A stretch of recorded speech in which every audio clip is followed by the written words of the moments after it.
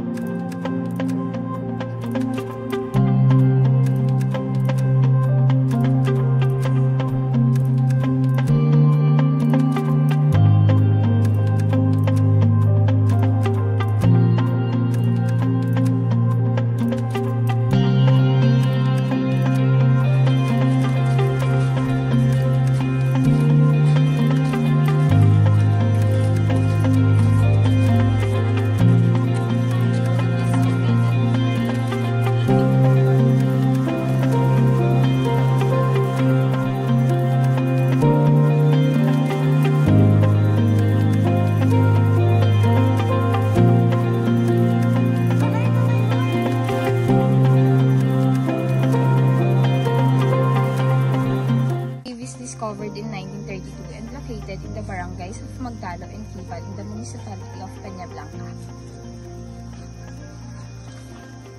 The Calao Cave system is composed of 7 chambers. Each has unique features, have attracted explorers, scientists, and tourists alike.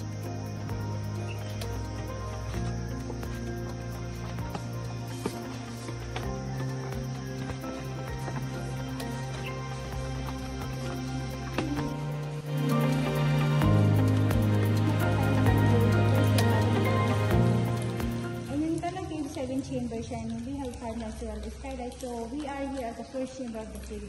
And dun pala sa entrance of the cave, dun nakita yung first vandal na isinulat noong year 1932. Yung pangalan ng dating president ng US, Theodore Roosevelt. So yung unang foreigner na nakapasok sa Calao Cave. And then 1935, na-declared po itong Calao Cave as a national park.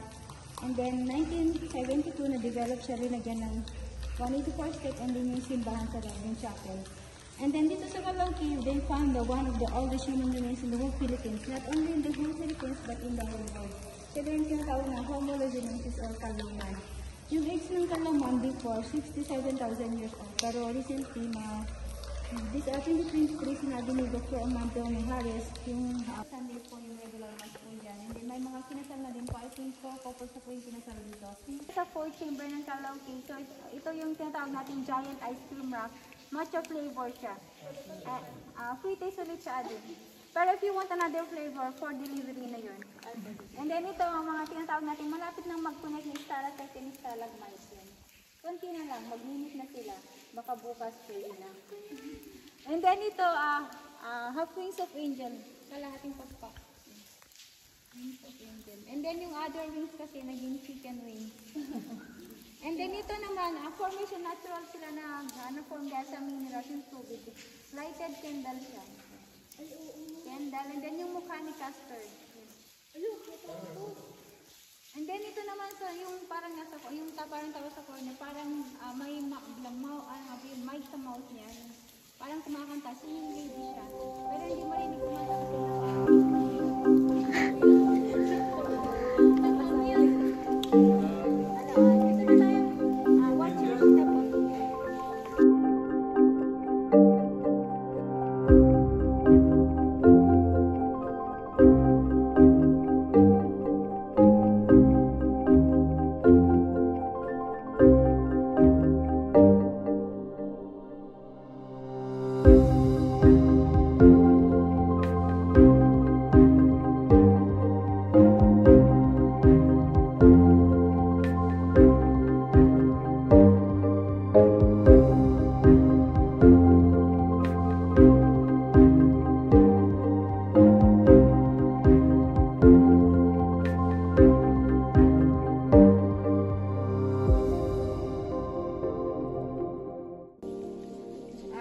small pillar, big pillar, and then double pillar yung sa kabila.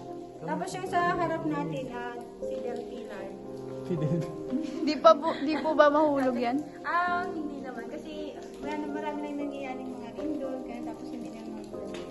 Naiba yung pangulog. The first chamber of Calao Cave is a vast space illuminated by natural light streaming through its numerous opening. The chamber is home to various bird species, creating a serene and harmonious atmosphere.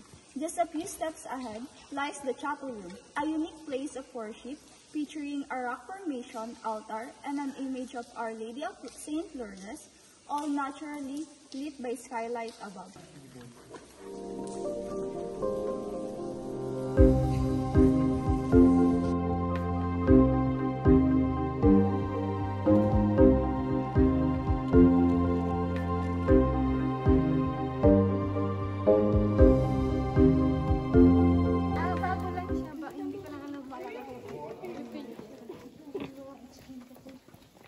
Tapos ito mga panglimang chamber tayo. So this is the last chamber natin.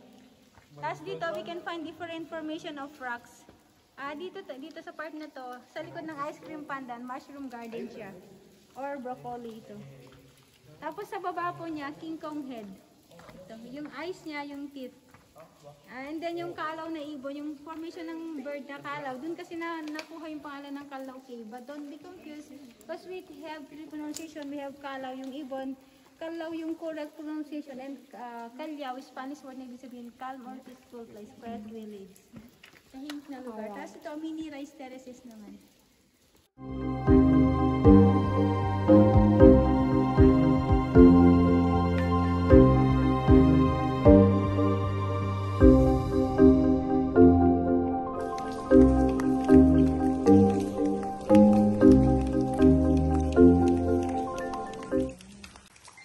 In 2007, a groundbreaking discovery of Homo rudzensis, a previously human species that lived over 67 years ago, known as Caloma. This groundbreaking find has reshaped over the understanding of human evolution and highlighted the cave's importance as cultural and historical site.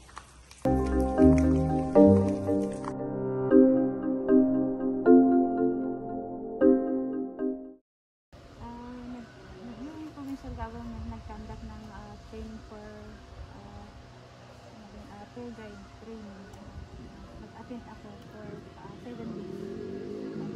Yung may mga iba't ibang mga activities, tapos yung nakapasa naman yung tao habang sa training kasi magaling mga activities, tapos may mga question and answer din. Dapat magaling din yung utak na sa pagsasagot sa mga question para maging talagang activities na tour guide. How does the cave help your everyday expenses? Malaki rin na itulong ng pagiging tour guide ko kasi dun sa araw-araw na ito, nakakaipon naman for the family na nakapagpagawa din ng bahay para dahil sa tulong ng Calao Cave, pagiging tour guide.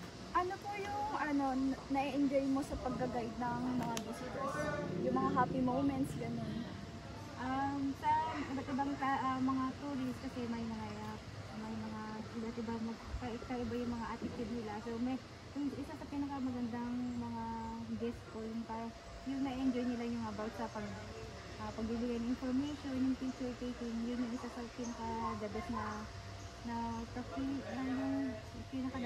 experience ko. Yung hindi sila na tumitingin sa mga tao kasi parang sa akin parang kakaiba din kasi ay ka parang yung iba kasi parang walang pero meron din yung mga talaga nakaka-appreciate din yung isa sa nakakapagpalubag ng loob yung na-appreciate nila kung ano yung nagagawa mo bilang pag-tutor nakakapagpasaya sa kanila din. What are some of the most common reactions from visitors when you see the cave for the first time? Maganda yung parang maganda yung reaction nila kasi yung pagpasok pa yun na wow, ganun yung sasabi nila. So yun yung isa sa parang na-amaze sila. Ganun din po kami kanina. Napawaw po.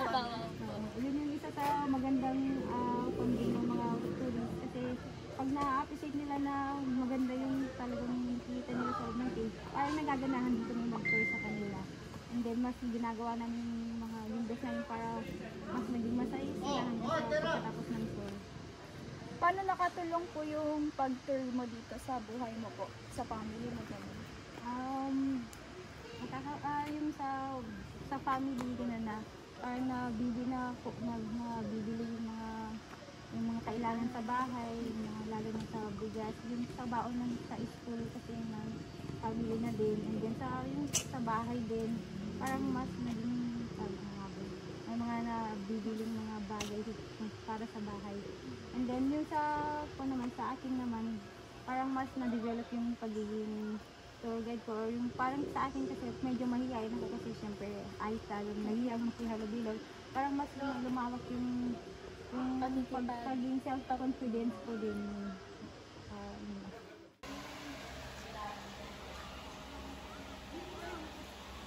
Preserving and conserving Hollow Cave is crucial for future generations that aims to ensure that the cave remains a source of pride and livelihood for the community.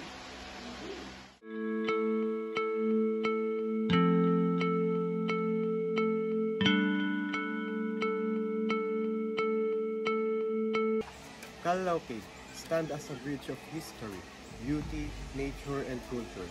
Its echoing of the past continue to resonate, inspiring us to cherish and protect our natural and cultural heritage.